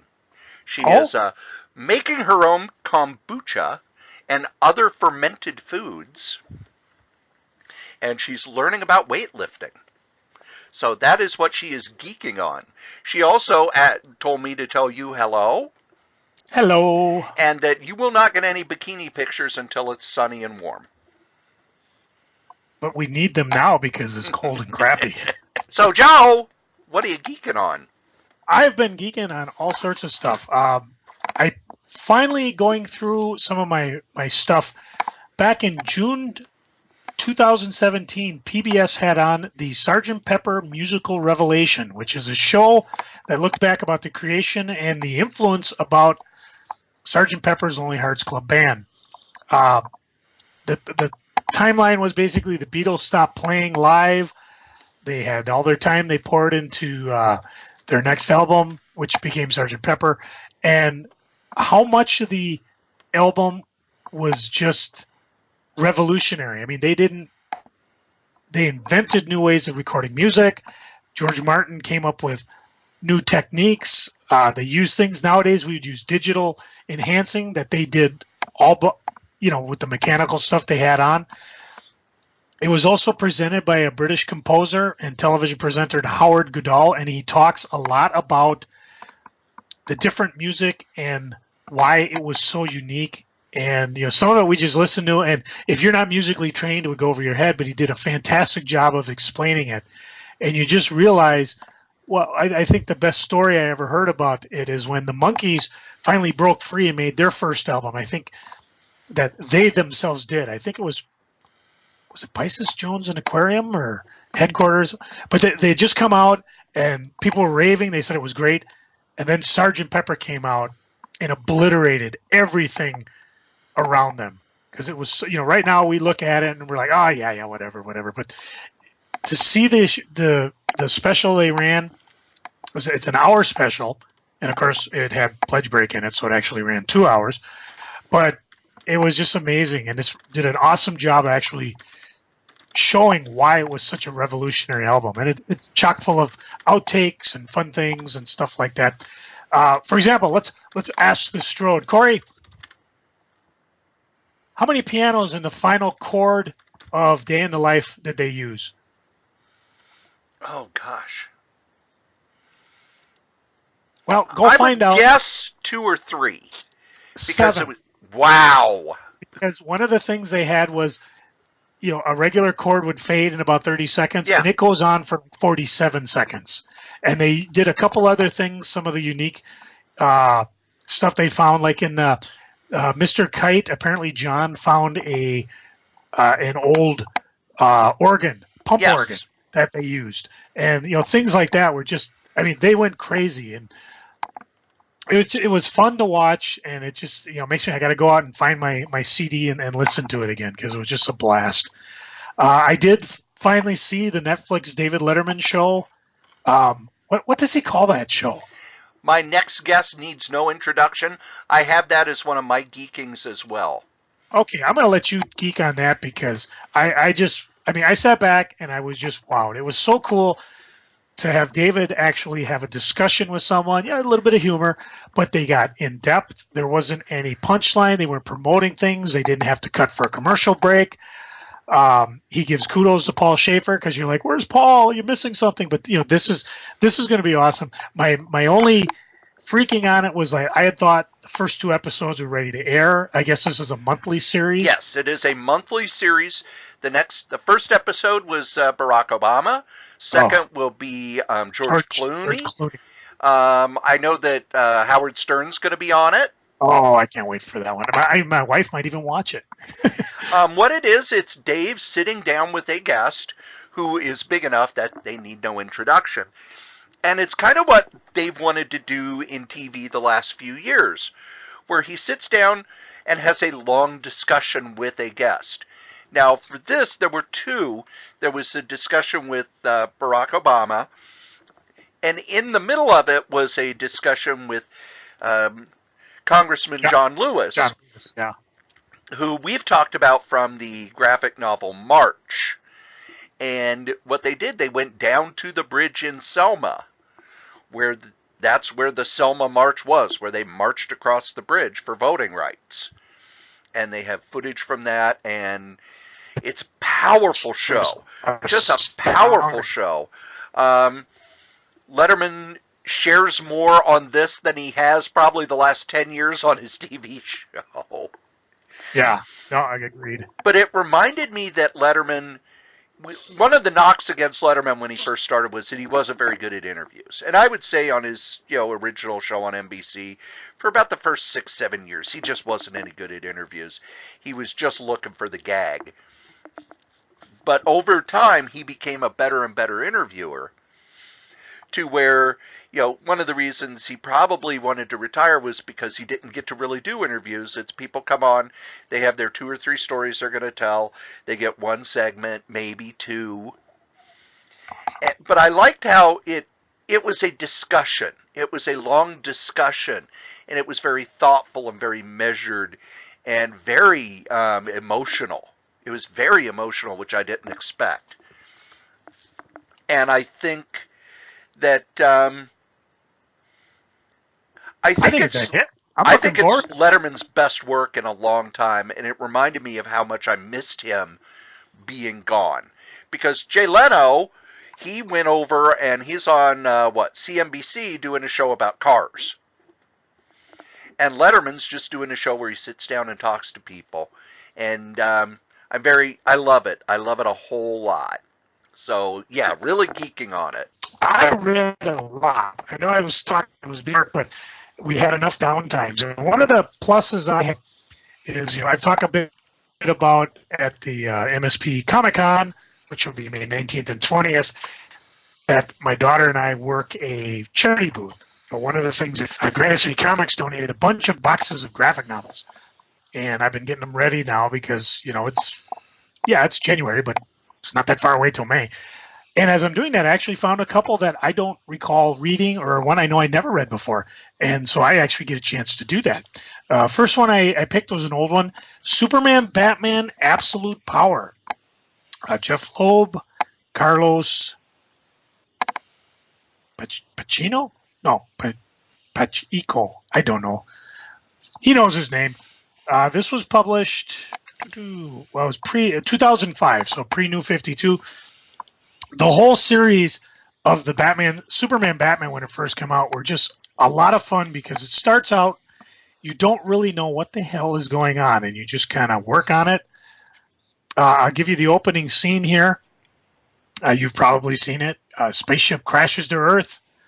A kid with his parents come out of a Zorro movie.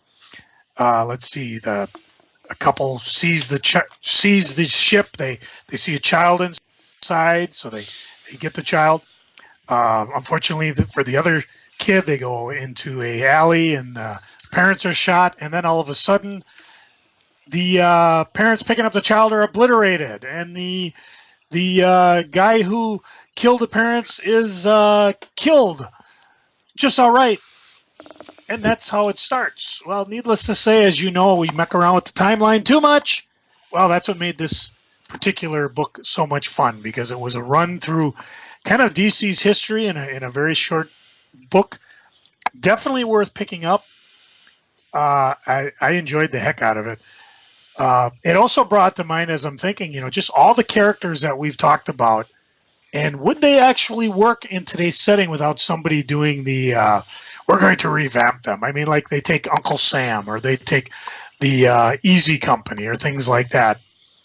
How many characters does DC and Marvel have that they just don't use because they're obsolete, or just nobody obsolete? Can fun?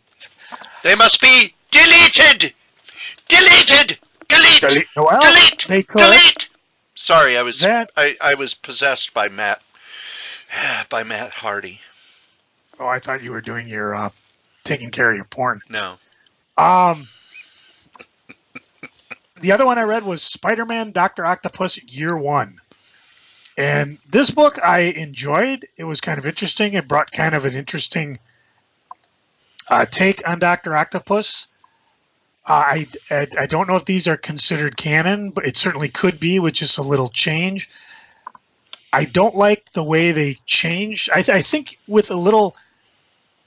The story in and of itself was fun reading, but it takes like what was nice about the original one and just kind of throws it out and says, no, we're going to redo everything. And I would have liked it more if they would have, okay, we're going to keep the original stuff, but here's what was really going on.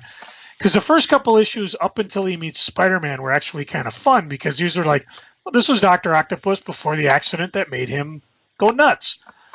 And then their whole meeting with Spider-Man and Dr. Octopus after that has changed just for the sake of changing. But it's a good read if you can find it. And if you happen to be going to MSP Comic-Con 2018, May 19th and 20th, you can go through the box and probably pick it up there. Actually, I think Spider-Man Doc Octopus I actually have online now, because if I sell it ahead of time, I'll take that money and donate it to the charities that the con's using. A couple other books I picked up. Lady Killer Volume 2 came out. Another name I'm going to butcher. Jolie Jones. Am I saying that right? Michelle Madsen.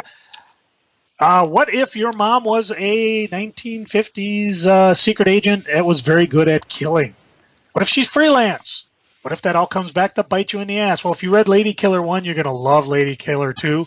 If you haven't read either, you definitely want to pick this up. I could see this being a Netflix miniseries without too much change. So, gruesome, bloody. Could you say fun with that? I don't know. What the heck?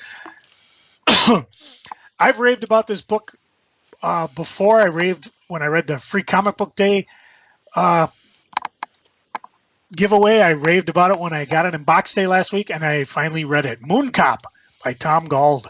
It's about the only cop on the moon and what he does. It's a very calming, surreal book. Cory, you should probably read this. You'd probably like it, because it's just kind of an interesting book. It brings up one complaint that, it reads fast. And for $20, if you're going to read something like this, it's like, do you really want to spend $20 on it, or do you just want to borrow it and read it sometime? It's a question Drawn and Quarterly has to ask itself, because as much as I love this book, I don't know if I got $20 of entertainment out of it. Maybe, $18.62 worth. But so many things that are offered by artists like this, it's a graphic novel. They probably make more money on it. They probably wouldn't make enough money doing it comic-wise. I just wonder, do books like this sell outside of comic shops? Because I could only see like a place like Big Brain or, a alternative comic shop carrying a book like this, much less selling it. Again, I enjoyed it. I don't mind supporting it, but I don't feel like I got $20 out of it. I did get $20 out of Astro City Reflections, which is, what is this, volume 14 or 15? out of Astro City. I love Astro City. I've raved about it before. It's so much fun to just go back and reread it because things that he's dropped once upon a time have payoffs now. There are certain storylines that haven't been resolved that weave through this. I don't read the monthly series. I thought about it, but I figured I'm just going to keep with the graphic novels, and I've just been a lot of fun. Another one out of the charity booth, I've picked up a copy of X Factor, Invisible Woman Has Vanished. This covers X Factor 200, 203 by Peter David, illustrated by Bing Casino. Peter David could write the friggin' phone book, and I would read it. Let's see if I can. I'm going to find one column. If I can read it, I probably won't find it now because the bookmark fell out. But they're basically people are reacting to the fact that yes, it's Invisible Woman from Fantastic Four, and Valerie and Franklin come to look for help, and Strong Guy walks in and sees them. Huh? Kids are hiring us? And Maddox goes, yeah, kids. Well, this will be a snap. Whatever it is, Bugs Meany probably behind it. He stole that bike last week, remember? That brat's out of control is all I'm saying. Now, if you get the reference, that's some funny shit. If you don't get the reference, you probably never read Encyclopedia Brown as a kid. But Peter David weaves that type of humor throughout all of his writing. It doesn't distract from the action. And, he gets some serious stuff going. And, Doom's involved, so it's got to be good anytime you get Dr. Doom going. Let's see. The last thing I read was one of those books I wasn't sure I was going to pick up, but I'm glad I did. Doctor Strange, Lords of Fear. It's basically they took a bunch of characters that had no bearing on each other and eventually wove a story where, yeah, they were all connected. But it starts out, oh, you got to love it. It starts out with the first appearance of Doctor Strange. Cory, this will be an easy one. I'll give you the dime because you know the answer. Who was his first nemesis in that first issue? Oh, Nightmare. Yep. He's a Lords of Fear. Or he's one of the Fear Lords. I mean, didn't know it at the time, but we get a couple. So we get some nice Ditko art. Oh, in full color, comic size. Well, then we pass forward to Thor, around 136, and this is around the time. My guess is the storyline is that they try to make Jane. Brain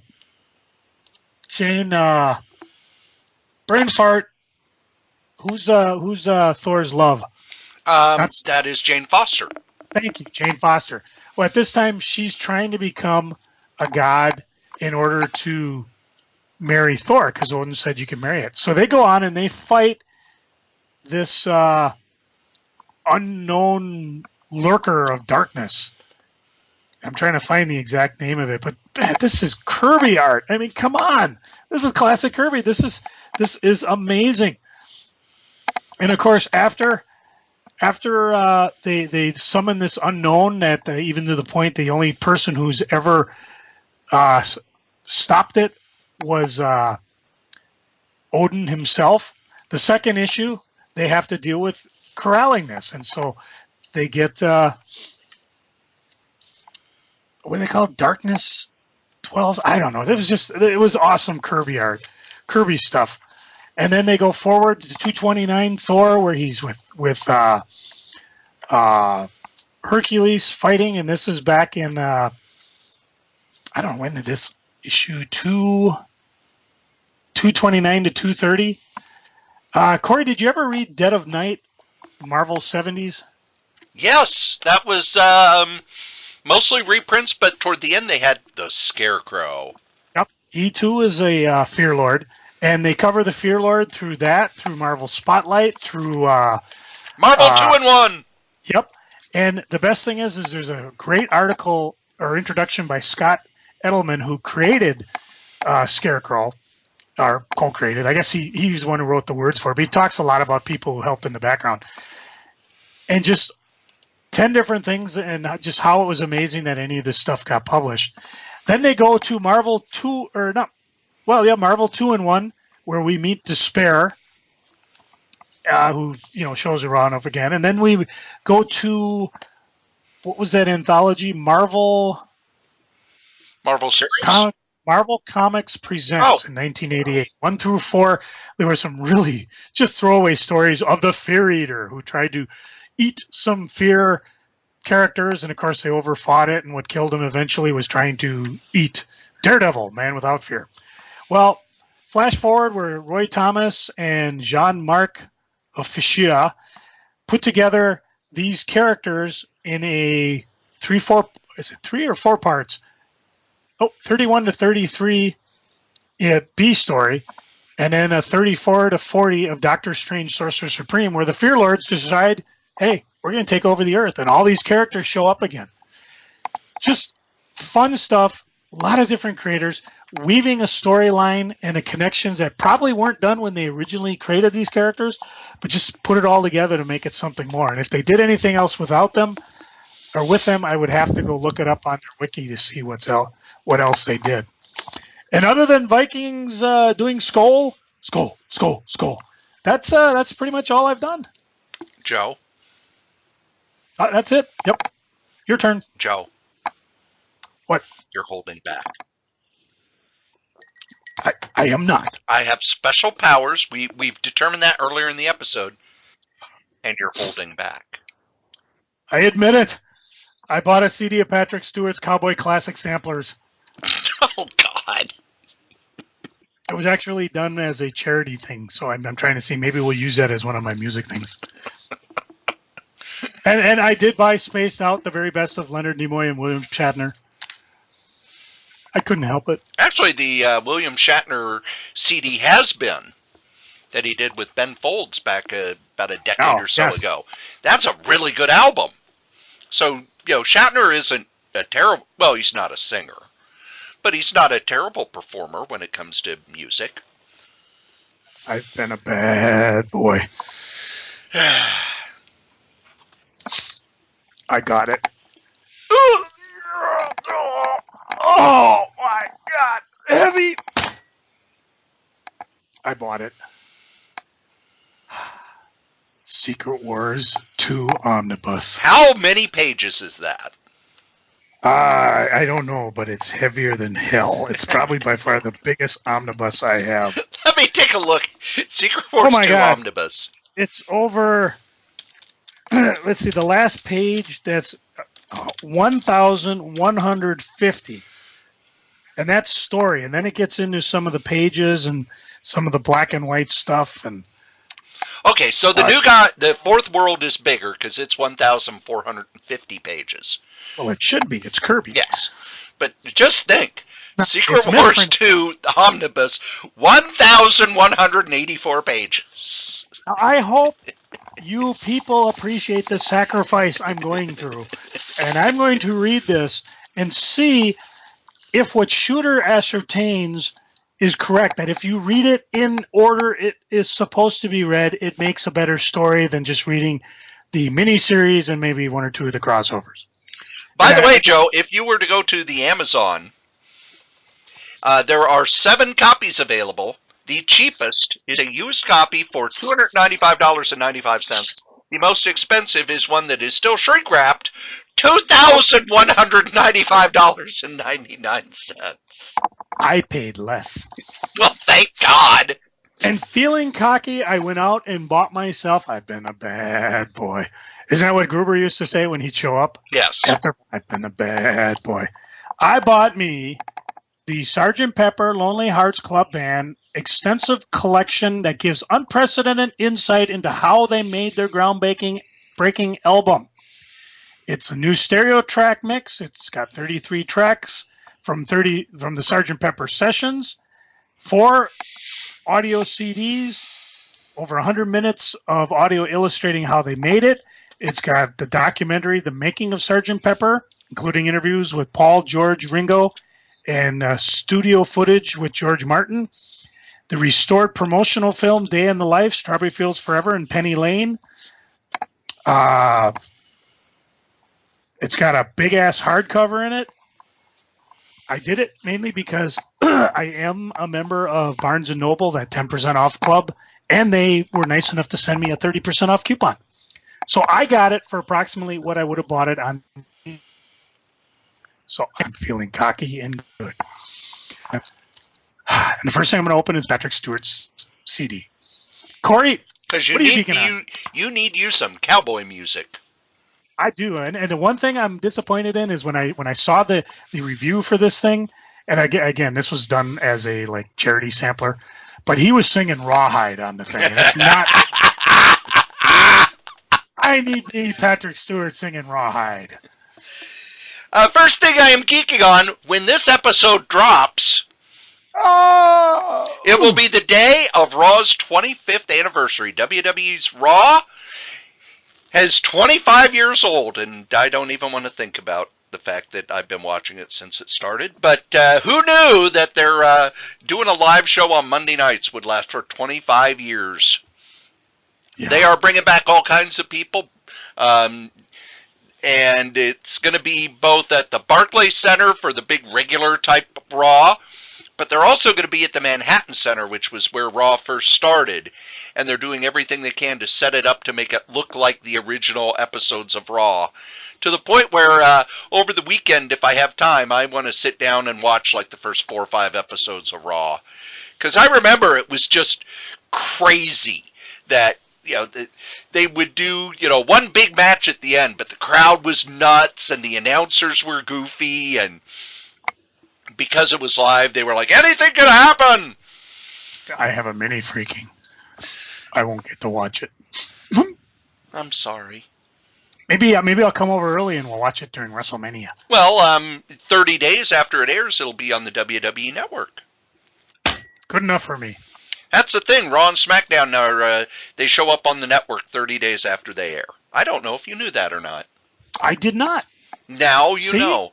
And knowing is half the battle. I was going to say knowledge is power. The more you know.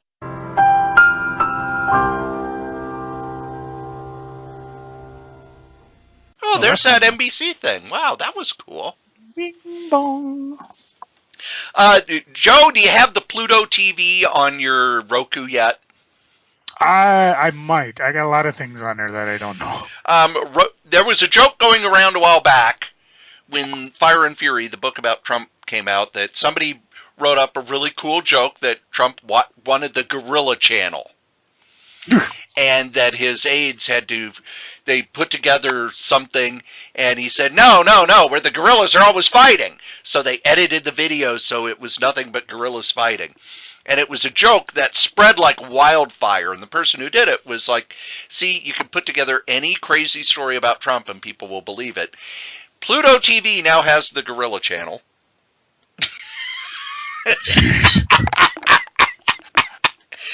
Now, Pluto TV is a Roku channel that has a whole bunch of other channels with ads.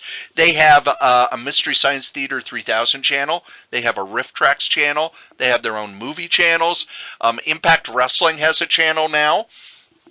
There is an all-cat video channel. There are slow TV channels. And have I talked about slow TV, Joe? No. Slow TV is something... Whoa. Slow it down. Don't be so quick. Slow TV is something they have over in Norway, where it's exactly what it sounds like. It's slow TV. It's, here is a train ride through Europe. And they just set the camera up out the window of a train as the train goes through Europe for 8 hours. Or, I put on one last night because when I got home from work. That train. When I got home last night, I was just fried.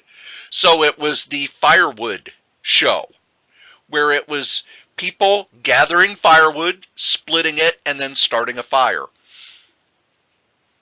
And that's all it is. Or, how on Christmas they have, the Yule log. There is something that's 12 hours of a fire. Just a fire in a fireplace. It's slow TV. It's something that they have over in Europe for people who just, they want to have something on in the background to relax with. And so that has its own channel. There are movie channels, sports channels, all sorts of things. But they have the Gorilla Channel. which means that there's no joke out there that someone will not try to make money off of. Comic-wise, I did not have much time for reading comics last week, but I did read the entire series of The Wasp, which is basically it's Hank Pym's teenage daughter, who had been over, if you know Hank Pym's really convoluted early history, he had a wife before Janet, who was, he tried to sneak her out of Iron Curtain country, and she was killed by Russian spies. Well, now in Marvel continuity, they had a child that he didn't know about, and she has come to the U.S., and the thing I love about the book is it's a happy book. The character isn't all angst and depression and, oh, I was wait, killed. Is Norm Osborn in it? No. Okay. And she's excited about meeting people. She's excited about everything. And it's a really fun book. It did not do well because, once again, here we're introducing this character and giving her her own book. So that people were like, The Wasp? Then they'd look at it and go, it's not Janet Van Dyne. What the hell is this? But I really enjoyed it. It ran 7 or 8 issues, and I read them all on Marvel Unlimited. Loved it a lot. And then the last thing I am geeking on, I am so ready for my trip up north. I have one of those Target bags, you know, the red Target bag. And every time I'm cleaning stuff up and I go, oh, here's a trade paperback or a graphic novel I haven't read, it's going in the bag, Joe. Or your car can't get good mileage as you bring the omnibus. And then the bag will go in the car. And I'm bringing the room has a DVD player, but I don't even know if I'm going to bring any DVDs. The only internet I will use is for listening to the radio, because I just want to read, go to the gym, maybe explore Duluth a little bit, and if it's nice out, nice enough, they have fires. They have little fire pits out on that you can use. You just have to bring your own firewood. And no. Joe, because I watched the firewood channel, I know how to gather firewood. No, you don't understand how cold winter is next to Lake Superior, so just don't. Fine. There may be other people that do it, just don't. And that's what I'm geeking on. With the caveat that if it's a 50-degree day, do it. Believe it or not, kids, you have listened to us blather on about funny books for over an hour. Over an hour and a half. Maybe even close to 2 hours. Who knows? The internet crapped out on Joe again.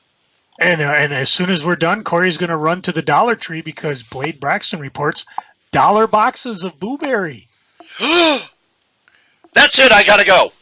He actually says it's the first time in his life he's walked out of a store with an actual full case still in the shipping box. And he's got, I see Frankenberry next to it too. And while Cory's busy gone, I'm going to mention that today's music is by my nephew, Moth Guy Zed. He runs a band called Misery of Flight, and his song is one of his first demo songs. He wants to know, Mirror. You can get his songs on our Bandcamp at his Facebook page, Misery of Flight.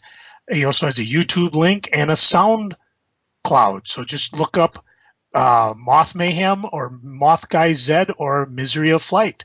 Same thing like last week. You can find a lot of that guy's Tim Murray, who goes under the band BC Black Mirror. He's on the YouTubes. I think he's on Amazon too. So anyways, here's he wants you to know this is just a demo. It might get better as he sharpens it up, but here is from Moth Guy Zed, Mirror. Cory, hit my music. Hit it. Oh, damn it.